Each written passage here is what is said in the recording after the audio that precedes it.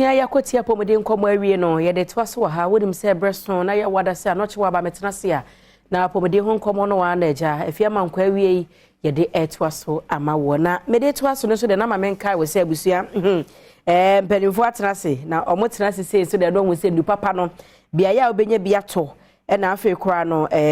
baby e wo se ohwehwe bie ene papa no a obenya ato no eno na ye kirew anopai na sa brede mehwe no resisi manim ha se ya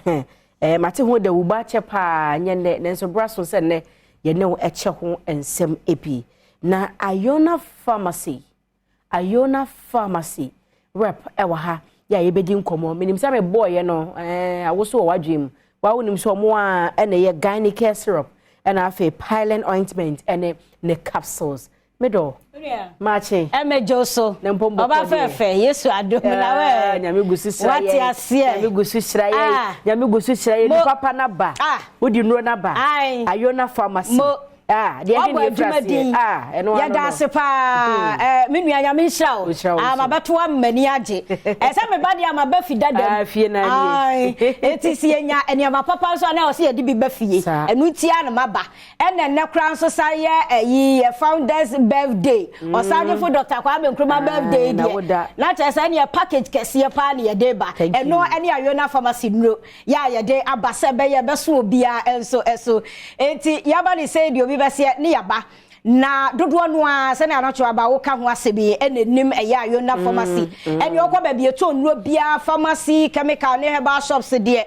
wo bo Iona pharmacy nra wo munim enra ye ka ho asem no ena se ne si eye nu papa ni nti no doctors o motai prescribe pa de ma manfo eno na me bi so me so a ama na de atwe obi we se mama konti enyina de ye ho agimu a ene Iona pharmacy enro na me de nia doctor prescribe de ma me a aboa me pa no ena ene chese me de me ho agimu a chese ne de wuro ne de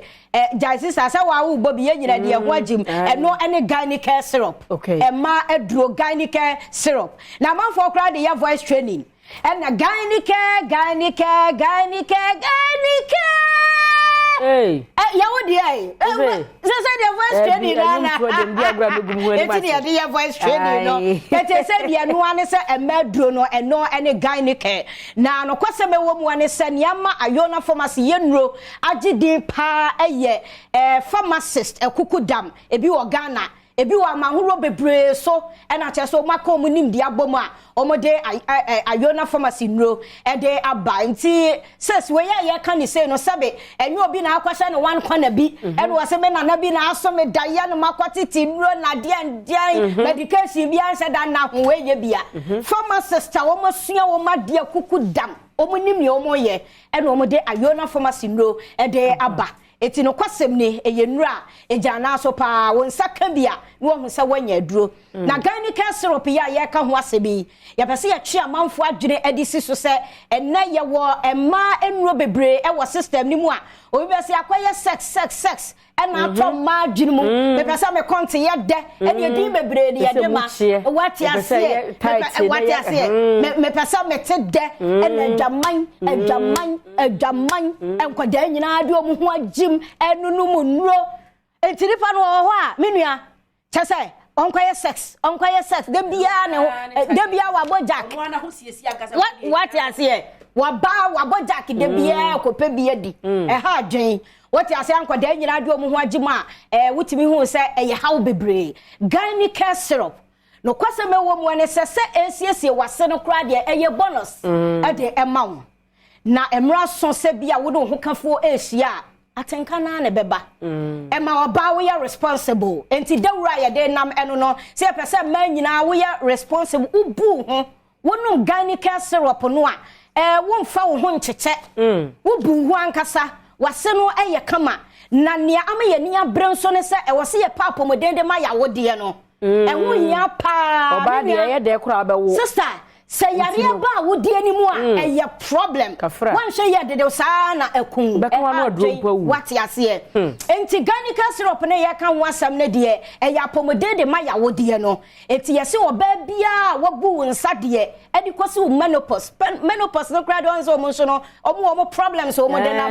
how bebre wo mo so ganica syrup eboa wo pa enti adro de ye madura e free sa wo bu nsa ene kra de nkora no bi wo ha 12 years nyina no abu nsa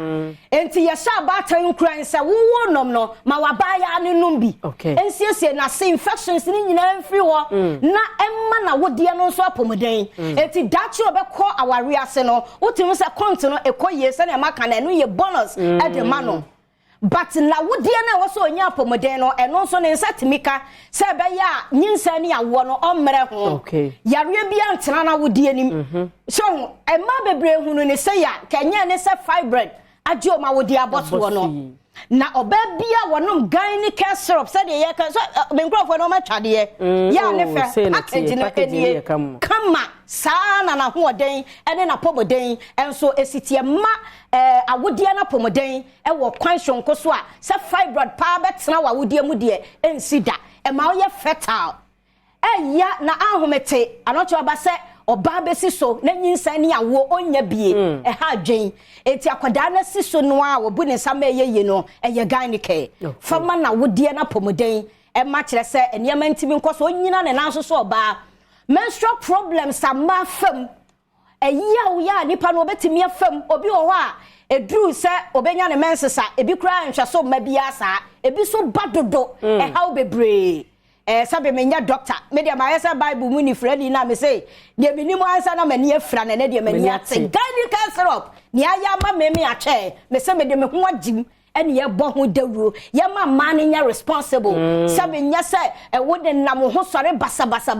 dabi ma wa wodie na pomoden o ma wa wodie na pomoden a wonyine che eti ganica syrup ne de no kwasem ni ye ka ho asem a adaje bebo ye na bo no so wo fam eno ho asem no medisi no kra no menua ba bi no wo se wo hu se ayi judge bi yi bi afri ne bag mu ene ayi Iona pharmacy no bi na especially ganica syrup eno hu se judge ni oba no o use no se na se ni adre dia premanfo adro mi timi ntonam se wo mu se wotimi hu se ma omo ye level headed women career women ote ne ho ase no omo no mpa but anu nkyira sa wo so ntimi no bi ebo ne wo fam e de jo fam ma what ya se afade ne bo anya den ye jeje mu eti ba bia ye tun no bia ganica syrup won sa betimi aka bi wo kwa ba bi kro no wo anya bia de frɛ ye report wo mo ma ye na ye supply wo mo bi na pharmacy chemical herbal shops no so a mo wo Iona pharmacy ye no de bie no obetimi afra number we ni ahya wani monyam esansa mo ton pa eti anocho aba number no ye 0597 216 037 0597 216 037 enuti chemical heba pharmacy shops a mo bia mo pese ye shamwani monyam no mo betimi afre na mo nso ya mo to bie do ba bia beko bia wo kwa na wa anya bia de frɛ ne yen supply wo mo bi mo nso mo ton enuro ne de chese ye ba ho na Iona pharmacy nuro wudi bi dia la chese obi ba se nti number no a eda me de atudwa no ba ko so ye 0597 216 047 0597 216 047 wo tobi anasa wo apomodin ho haw bia nso a se de maka no eye pharmacist kukudam ena de Iona pharmacy no e de abanti bibi ha wadwene kra wa apomodin emu a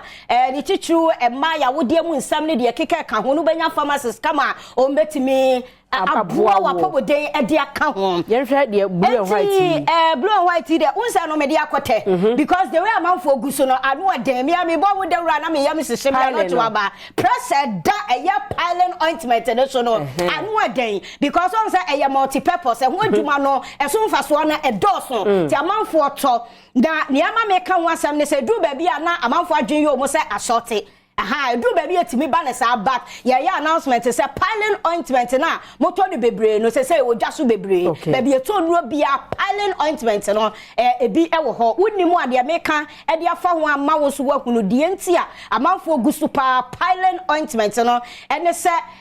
ni chichiru no say obi asese ensuo hye anaja obi wo so kura meko and I don't know Mercino, Nina, when you're piling ointment and your first aid. And Makocha and Maho. So what's it? Jana shows sensation, a goose war, and none yet the piling ointment. That's a way about Tabia here, sister. Was a quadabit me room quite I and a capsules don't see a day. I but not piling ointment and I make up, I'm so crying. I piling ointment and I make up once some long. Apart from about time, no, drivers be so cry used to. E wo mo ka mo first aid no ya kire se etimi boa mo pa memma no a mo so ye romantic no e bi kura nya ho anya yire wa pege bi sa emfa nso ehie gu ga ne so de bi ye so de ma ga se mi sa wo ye carry sa e no ma ware kokko nso etimi ne pa nti when ye be di twato se piling capsules no kokko anu ade bi kokko anu ye serious e bi fifi de to aya ne ensa sei ne twetwa ne to bi kura 10 e bi too moja pen kokko anya wo down e atwa bi ayam wo transe entrance sa yo too much from machia omoto etunya piling ka obi sese wanya piling ointment ne capsules na no onim se kokko waduro because wadnum bebre na enko but unya piling capsules ene ne ointment na eno ano no ointment de odi betua kakra ba bia fifi na de aye yeso no wapia so kakra de atua. Okay. What is an ecosystem nimo because I pharmacist na me yangu say yare bebre ba yan so afrikoko ayenim se afrikoko nti wo pia ma eco inside kakra tua ne kakra na akotwetwe yi akoyi sa hawri nyina every system ni na piling capsules no so wo nom e de aguso anoto aba anya sem keto Iona pharmacy no e de ya ka ho asem na to aye 20 ebinom ye bad omu nro ni bebre omu de pa e na edi kan ti wan hwe yom de adu foforo ne be ma we ye piling PYLIN also pa Iona pharmacy piling any yenro ni bi ni nyina won sabeti na sa twa do no Iona pharmacy enro 0597 ewa hey e da screen ne so 0597 2160337 na 0597 2160447 Iona fo abege bi wa bi pharmacy so na pese mo brewu nura ene wo mo enkita ho mikrom tapie ho aba anacho aba mikrom tapie sie wo benya Iona pharmacy no ya enti bebie wodi bi afre ye ne emre obi mai ma firi so ache be kunipa e wusa ye da ye ho aba ye ba nko botutu ye da beto aso